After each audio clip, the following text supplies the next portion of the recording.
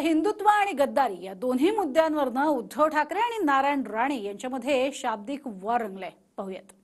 आता त्यांना लक्षात आलंय की महाराष्ट्रातल्या जनतेने नाणेबंदी केलेली आहे. या महाराष्ट्रामध्ये मोदींचं नाणं चालणार नाही. इकडे ठाकरे आणि पवारांचंच नाणं वाजणार, मोदींचं नाणं वाजू शकत नाही.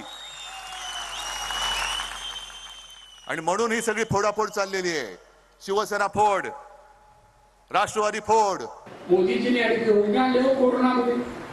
80 कोटी गरिबांना धान्य मोदींनी 22 साली चालू केलं. 2022 आधी चालू आहे. 80 कोटी जनतेला या माणसाने मुख्यमंत्री होता 5 किलो कोणाला दिलं. केंद्र सरकारकडून औषधाचे पैसे आले ना, त्यात 15% कमिशन खाल्लं. चौकशी चालू आहे. विचार अरे याच्या जवळ घेऊ नये. मी तर माझ्याजवळ बसता तर फटके पडलेच म्हणा सांगता.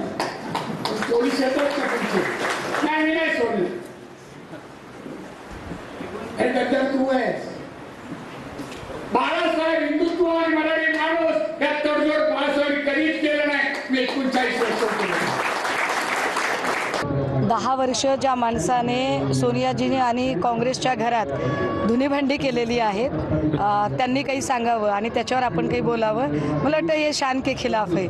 बख्श दिया पुढे. परंतु नाही, मी म्हटलं ना, ते जरा आजारी आहे, थोडंसं तापातलं बडबडणं आहे. समजू शकते मी, त्यांच्या आजारावर इलाज होईल.